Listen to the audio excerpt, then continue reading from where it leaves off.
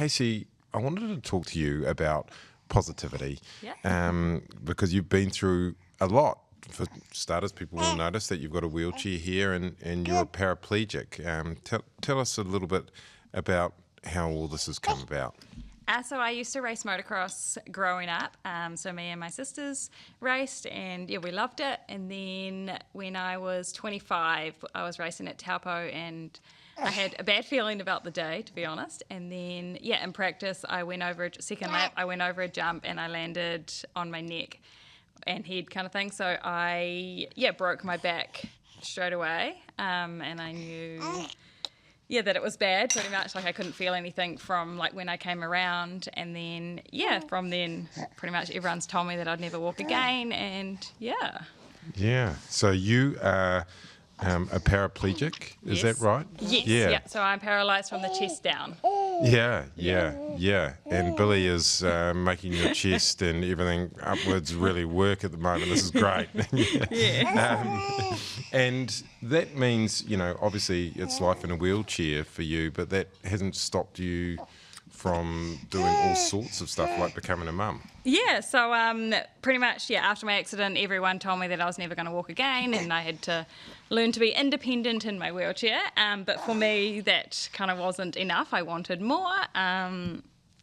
Sorry. No, don't be sorry. I've always wanted more. So I have a goal to walk again. So I'll do everything in my power to walk again. And, on my journey, I still want to live life and have the best life I can by not missing out on things and just kind of adapting while I have to make things work. Yeah, and with a spinal cord injury, do you want me to take Billy? We'll keep going, I reckon. She's good. She's nearly going to come to me, actually. Hello, Billy. Now, that has meant doing Wings for Life, Red Bull Wings for Life. Tell us about that, because that's an incredible distance that you've covered. Yes, I was very excited to go to the Wings for Life World Run on Sunday night. And, I managed to do 7.7 Ks in an hour before I got caught by the chaser car. But it was an epic event. I think in New Zealand we had 500 people competing or taking part. And it's just like a cool vibe, and every dollar that gets raised goes to a spinal cord cure. So, it gives us hope, and, for me it's very close to my heart because obviously I want to walk again. But that event is, it's bigger than me, and it shows people that there is hope out there, and people are working really hard behind the scenes, and there's a community, that are trying to give us cure. Yeah, that's right. And in terms of that, just before we get to the cure, a chaser car, what was that doing? Yeah, so the chaser car starts half an hour before we start, and then it's set at a distance, and it pretty much catches you when the car catches you. That's when your run's like over.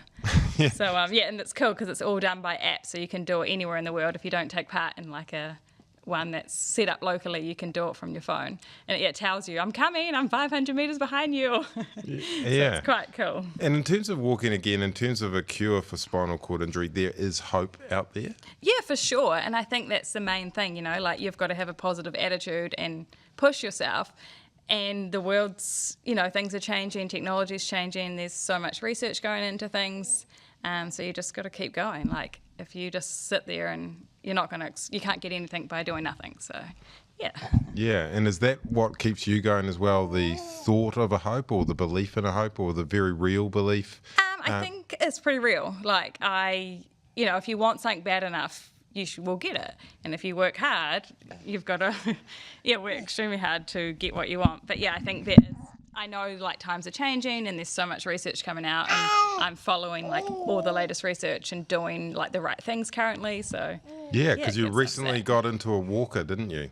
Yeah. So I've been walking on a walking frame, so I can do it kind of by myself now. Like, obviously I'm not walking and I can't independently go for a walk, but I can kind of stand up, pull myself up and get up and kind of go for a little walk. It doesn't look pretty, but it's the first kind of step really to getting what I want. So, that's incredible. So you believe, Casey, that you will be able to walk again? Yes, I do. You truly believe that? Yeah. Yeah. And where does that come from? Because a lot of people in your situation, for want of a better description, would give up. Where does that kind of belief come from? I think from the beginning, and I think it really racked me up, that no one, they first just straight up tell you that you're never going to walk. And it's like, the more people you tell that, people don't, not everyone's strong and they will believe it. So no one's going to try. So that kind of makes all the data out there that no one walks after a spinal cord injury. So for me, I'm like, I have to show people that it can be possible to change like those facts.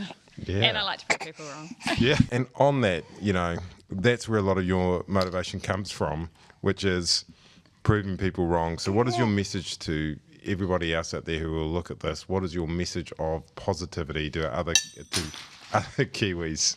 I think believing in yourself, like if you believe in yourself and surround yourself with people, that have you and that will believe in you, you will get somewhere. Don't let someone tell you you can't do something, and surround yourself with those people, because you're never going to get anywhere when you're kind of in a negative situation. Thank you very much, Casey. You're an absolute inspiration to all other New Zealanders, and I truly, truly believe in you. Thank you so much for having us, and thank you for believing in me. Yeah, thank you, Billy.